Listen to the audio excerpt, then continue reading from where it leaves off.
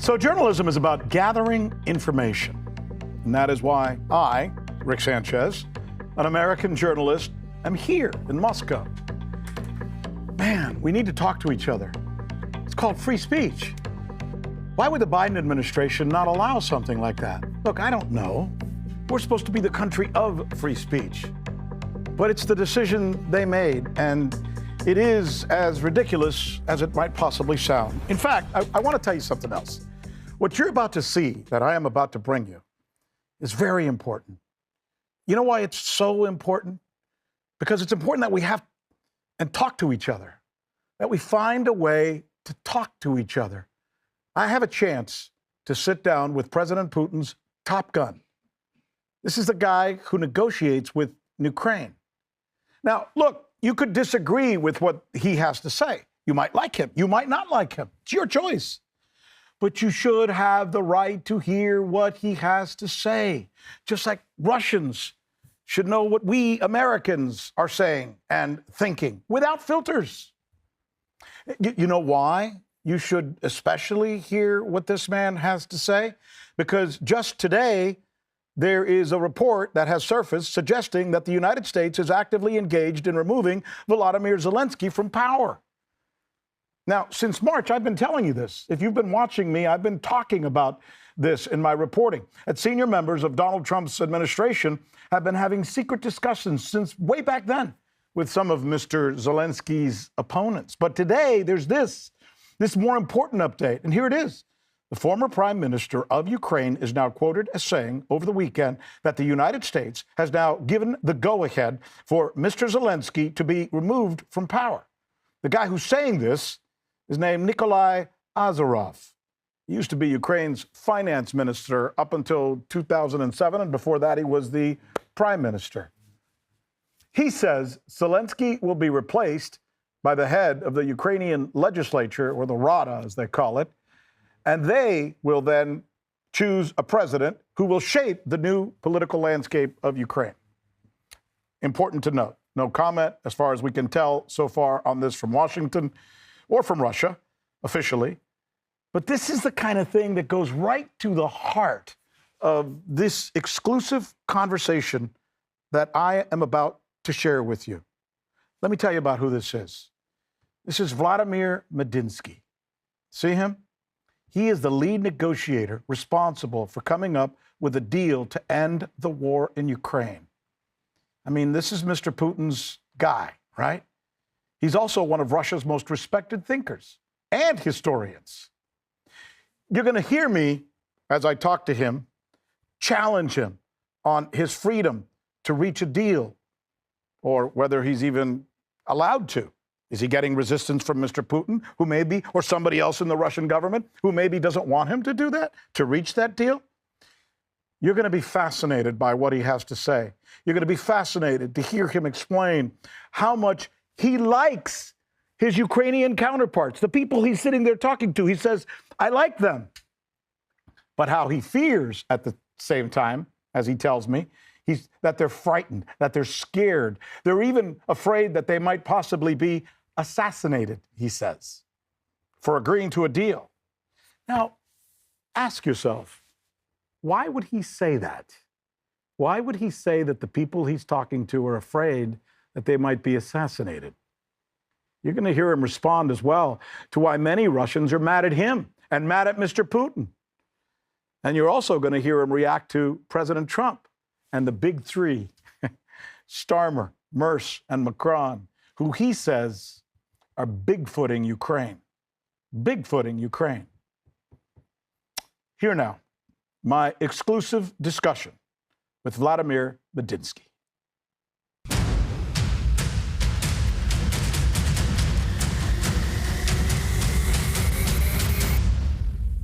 This is such an important conversation that you and I are about to have, because there are hundreds of millions of people around the world who I hope will hear this conversation that you and I have. And many of them who live in the West have been asking strange questions, in many ways because they're led to believe that Russia is not serious about negotiating a peace deal with Ukraine. I've heard say neither side really wants a peace deal. And in fact, I've even heard my friend Marco Rubio say it. I've heard my president intimate the same thing. So the question is, and I think this is important to get it on the record, is Russia committed to a good faith negotiation to find a peace deal with Ukraine? And there are no barriers on you, neither from Mr. Putin or from the Russian government, to achieve that aim. Я вам скажу одну вещь, Рик. I will say one thing, Rick, which I have never said before publicly. If Ukraine wanted, if Ukraine were ready, if it made its own decisions, we would have been able to sign on February 28, 2022. During that first meeting, and the conditions would have been much softer than what we're offering today. By and large, all we have wanted is for Ukraine not to enter NATO, not to have any NATO military bases on its territory. I told them, you can be like Austria, a beautiful, prospering country. You can have an army like Austria.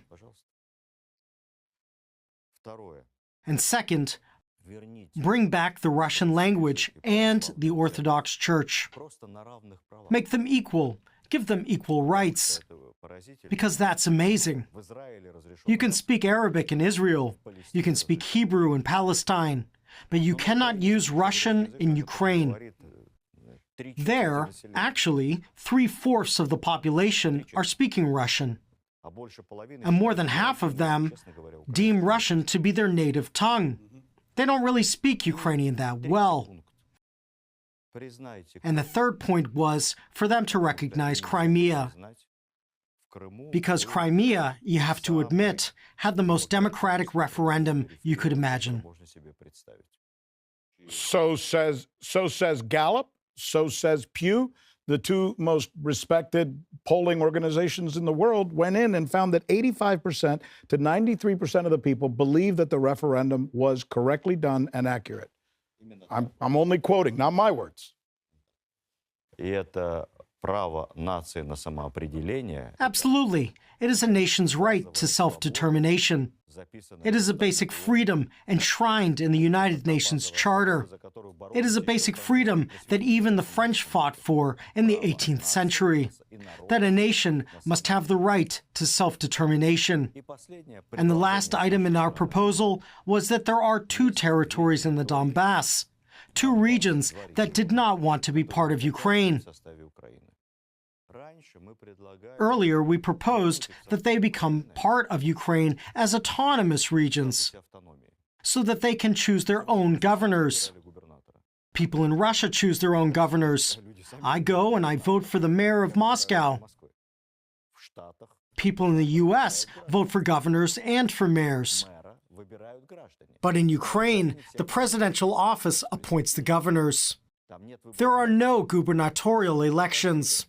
Just let the people choose their governors, and they will come back. But Ukraine refused. Kiev said, we will take them back by force. But they failed to do that.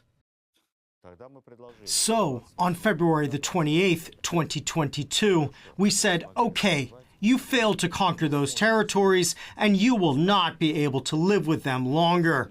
Just leave them alone. So we reached an agreement during our first round in Istanbul. We drafted a treaty. I remember it was 19 pages long. It was very detailed. It went as far as having wording that was interpreted in the same way in Russian, Ukrainian, and English.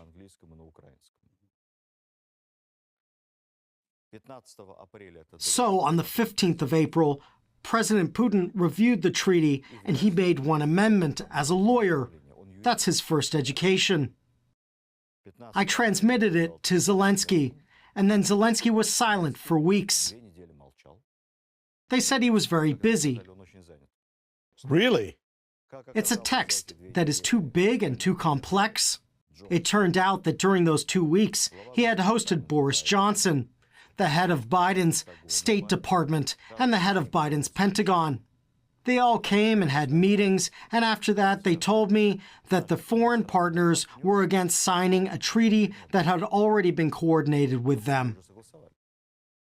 They said that. The Ukrainian They said that to my face. that they're turning down the deal because they were told to turn down the deal, essentially. Then. Exactly. Wow.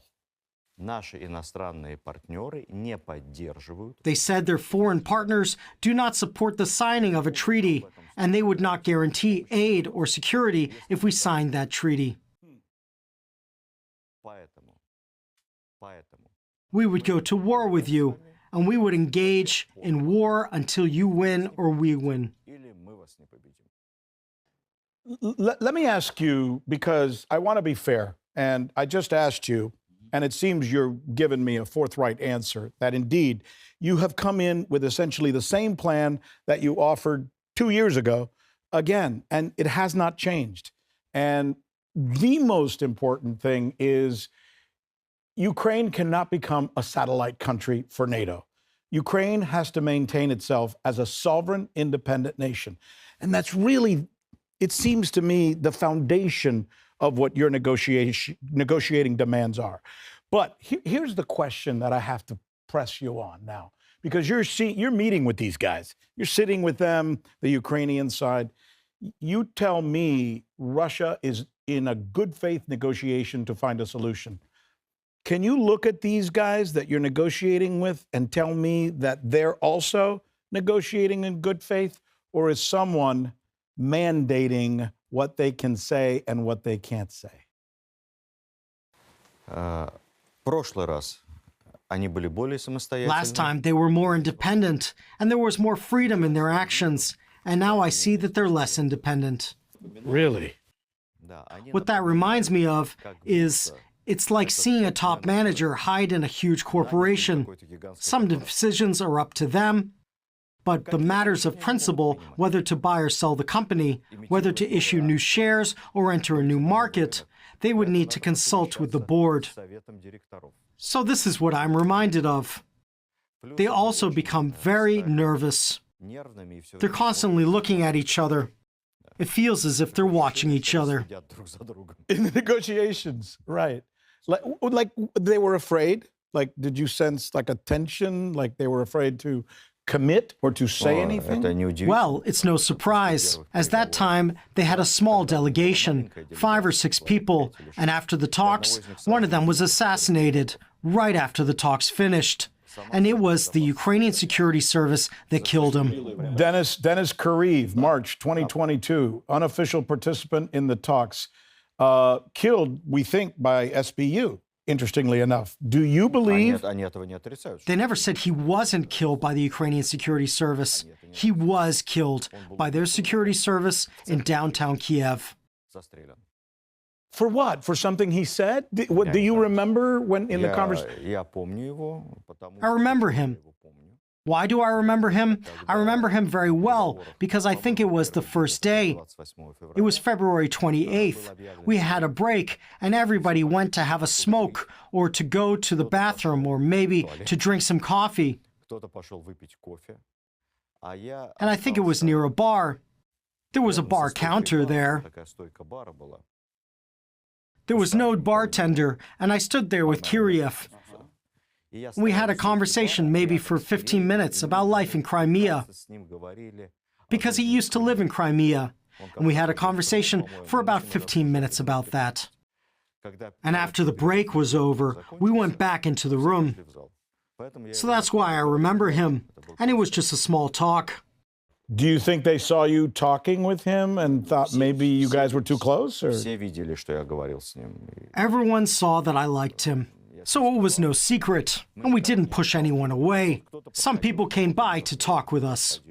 But here's the big point here. Here's the takeaway, right? The takeaway for me as a journalist is the possibility that some of the people that you are negotiating with, maybe, let me be very careful with my words, but they feel like they have a gun to their head in terms of how careful they have to be, what they agree to or don't agree to.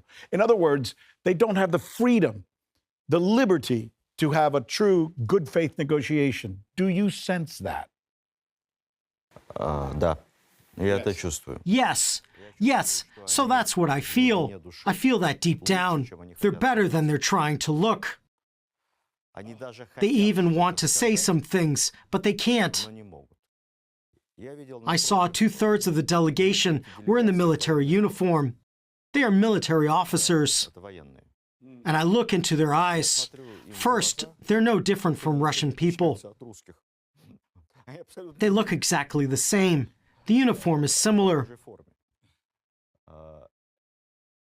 And what I see in their eyes is the unwillingness to fight. They don't want to go to war. They don't want to send their soldiers to die. Maybe because there's something human. What it takes to be an officer is still in them, because an officer must keep their soldiers safe as much as possible. I feel that.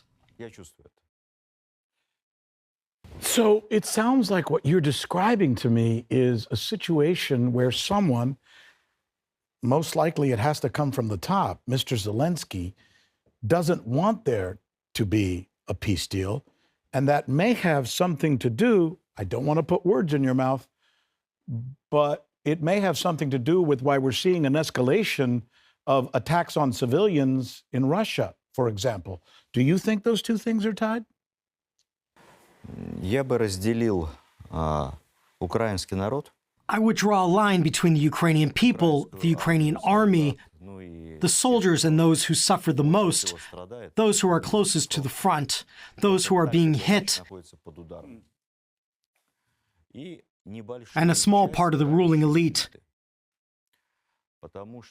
Because it's like you're from Cuba, and I think the Ukrainian leadership, and I will try to speak very carefully, but to some degree, they're starting to look like Latin American dictators to me.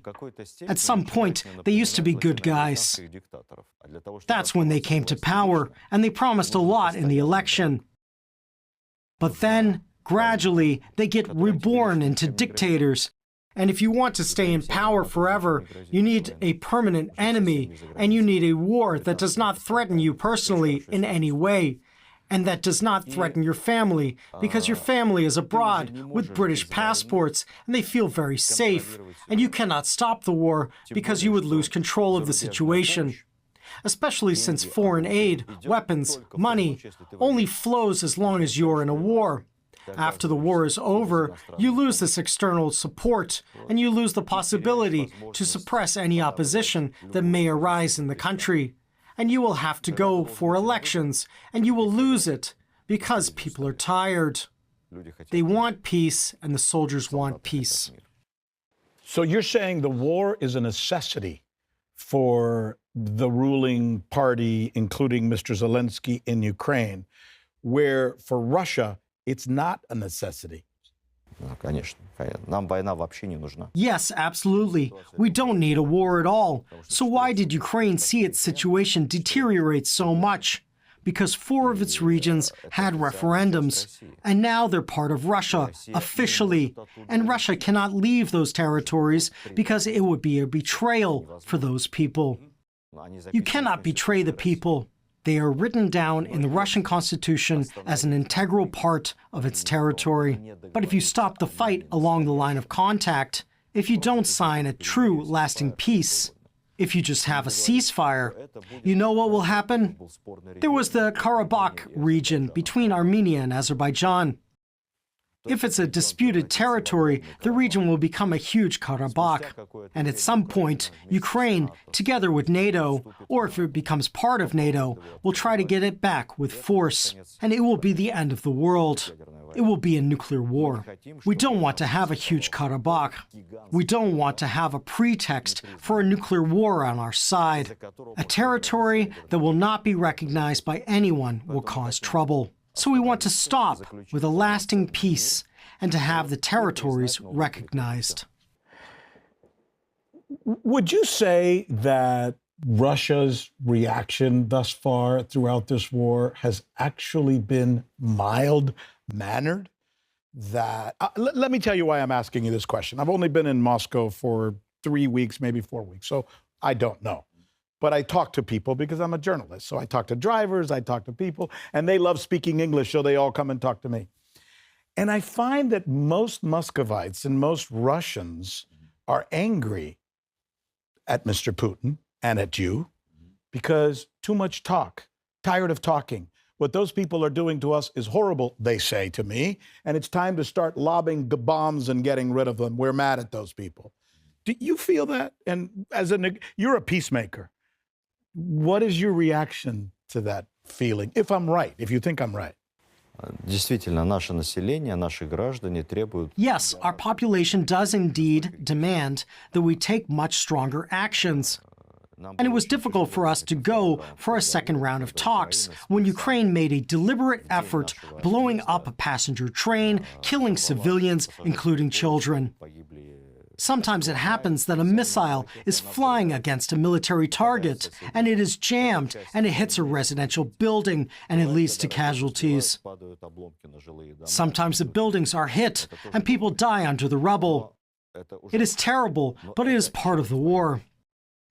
But when you have a passenger train, I think it was a two-story train, you can see from a long distance, and the person who blows it up, who blows up the railway and the road under it, when they see the train and when they press the button was pressed manually.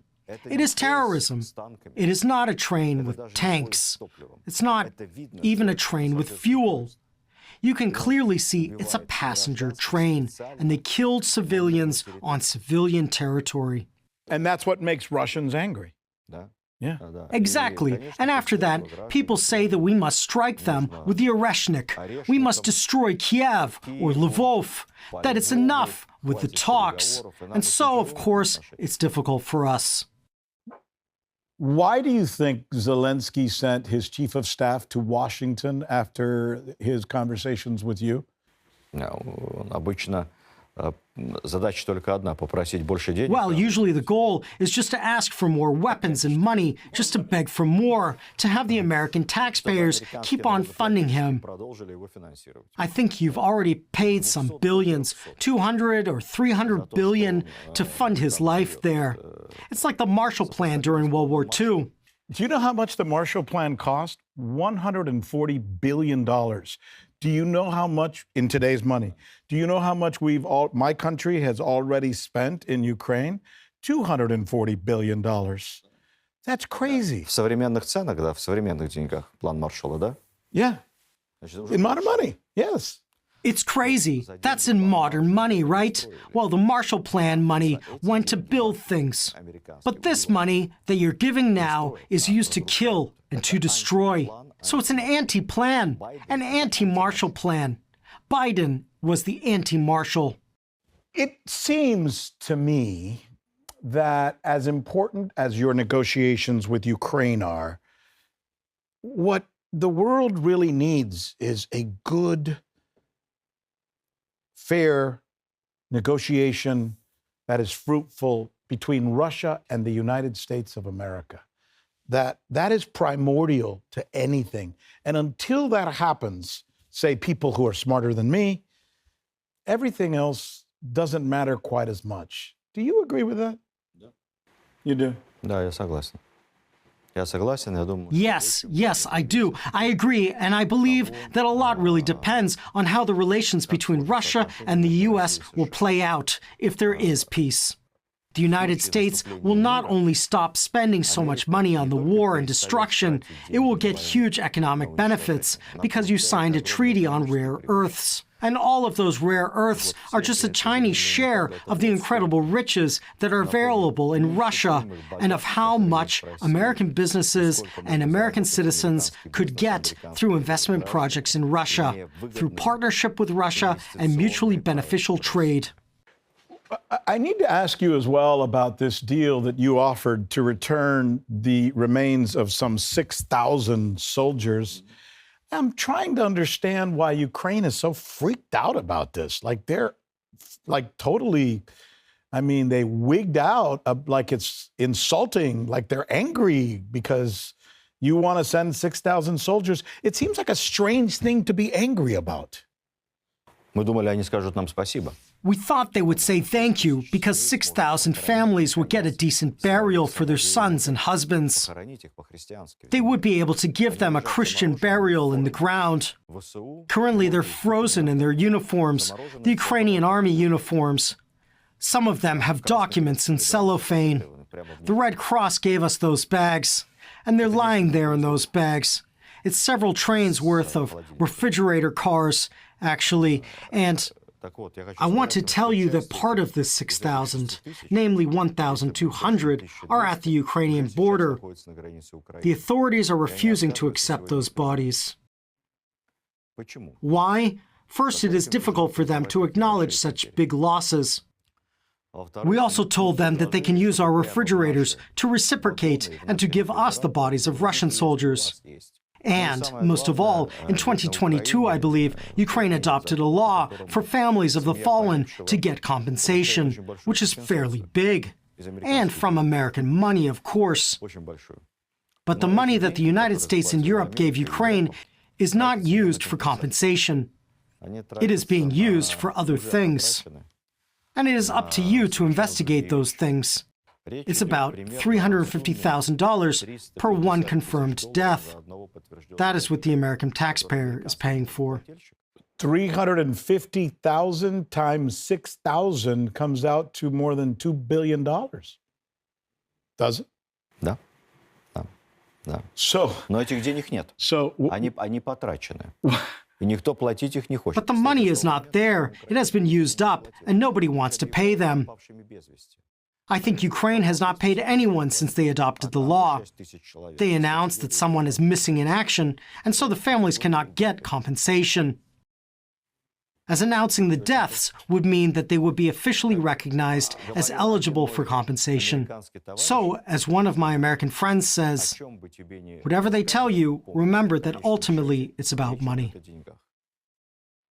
they're acting like they're mad because this is not a good deal, but in actuality, it's an act. What they're really saying is, we don't want to pay $2 billion. And I think that's maybe what these numbers seem to bear out. Let's go back to the negotiations. Maybe we need to finish there because I hope, and I think most people in the world hope, that we can have some kind of solution here. I mean, I know people throw out the term World War III and this is all about world peace, and it really is. So we all hope, you being the lead peacemaker, that you can find it within yourself and within your abilities to make them understand why it's so important for the good of Ukraine, especially, but also for the good of Russia and for the good of the world to come up with some peace deal. You spoke in a private meeting for 2.5 hours after the last session. Did you get a sense talking to those officials that maybe there's a little more ability there or a little more room for compromise, or yet? Вот когда с ними разговариваешь, с членами украинской делегации, When you talk to the members of the Ukrainian delegation without cameras, unofficially, они they в are принципе decent people, разумные люди. by and И large, они тоже хотят and they want to stop the остановить bloodshed in кровопролитие. principle. Но проблема в том, But the problem, as I think, is that Europe, the current shareholders who deem themselves to be the shareholders and the owners of Ukraine, те, кто do not считает allow себя Ukraine акционерами, and its хозяевами top Украины, management to просто reach не agreements разрешают that would be им, не beneficial for разрешают Ukraine. менеджменту Украины. Предыдущий The head of the глава previous Ukrainian delegation, он, he's a кстати, smart guy. такой I would say he's самостоятельный, intelligent and очень умный flexible. и He's a good negotiator. So he told me at one point, he said, Vladimir, it's easy for you. Владимир легко, You have у тебя one один boss, начальник, and I у меня have три. 3. Merce, Macron, Starmer. Ну, тогда это был... Well, тогда back это были then, другие those were фамилии, different 22 names in года. 2022. But yes, Yes, but no different. Это самая большая проблема. so that is the biggest problem. If they're guided by the Ukrainian people's interests, I see that they're living people and they're human. I see it in their eyes, and they realize they can get to an agreement rather quickly on acceptable terms. So what is the difference between Trump and Biden? is very simple. Trump says America first, that American interests must come first, and he doesn't care about the rest, and all the other problems in the world will be viewed through the benefit to Americans. That position is entirely clear, and that is the only way a head of a country must behave. They should not think about Britain's, the EU's, or even China's interests. Trump thinks about American interests, and Ukraine must think about Ukrainian interests. That's that.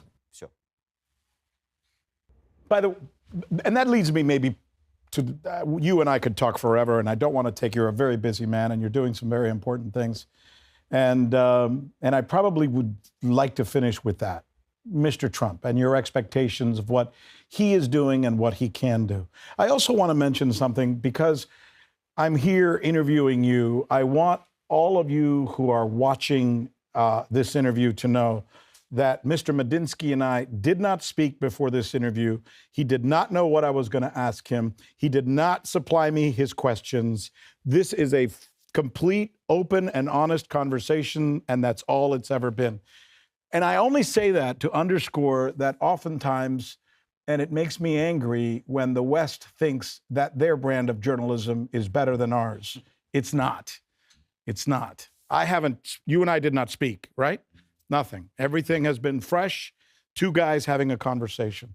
So, which leads me to my last question, and this is important as well. There's a power struggle in America right now. There are those who truly believe that our foreign policy needs to change. There are the Mearsheimers, there are the Jeffrey Sachs, my friend Tucker, Colonel McGregor. A lot of people are now coming to the realization that we are fighting endless wars for no good reason other than to make a few people rich and the rest of the country's getting no advantage of it. So it's starting to filter through the country, but Mr. Trump still has to deal with those who don't want that. The neocons, the war profiteers. Sitting back looking at so far what he's done in just the 4 or 5 months he's there, do you think he's negotiating both sides well? What advice would you give our president? Я никто, чтобы давать советы. I'm in no position to give advice. I just listen to what Trump says, and his national conservatism is entirely understandable. You must do what is best for America and for Americans. The Americans feel it fits them to put all their money down the drain for Zelensky and losing trillions in possible contracts with Russia and other countries. Why? Why would you do that? Why would you lead wars that make no sense? In this regard, I would like to say that I heard the Munich speech by Vice President Vance. And it is very clearly the case of a person saying what he believes to be right. It was a very good speech. President Trump's speeches show that he only thinks about American interests, not the senators' interests who think about PR or something just to introduce controversial bills. I used to be a parliamentary member myself, so I know that in Parliament you have your own interests.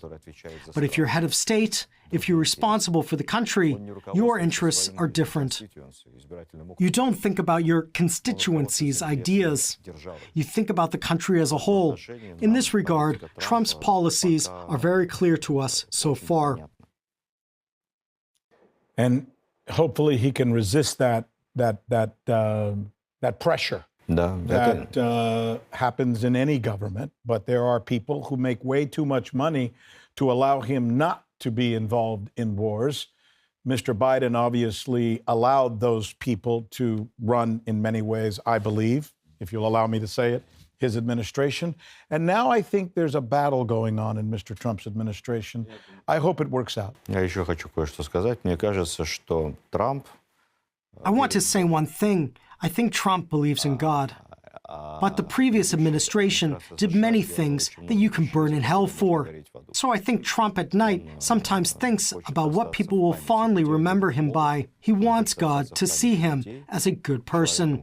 He wants to be a peacemaker and a unifier, as he says, and that's a very good formula. From your words to God's ears, one can only hope. What a wonderful conversation. Thank you so much for sharing. I know you're in the heat of the battle right now, negotiating with Ukraine. You are, Jesus said, you are a peacemaker. And it's the most important mission for anybody at this time, given what's going on. So thank you so much for taking time Спасибо вам за to share it with us. очень I Thank really- you. That was a very interesting conversation. Very good questions. I come to you from an American Western perspective, so maybe we look at things a little differently. But Thank you. thank you. Thank you very much, sir. And we appreciate it.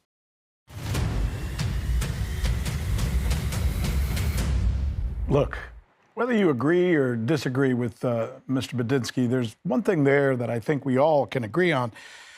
His voice, what he has to say, should be heard by hundreds and millions of people. It's important. And you know what? I think it will be.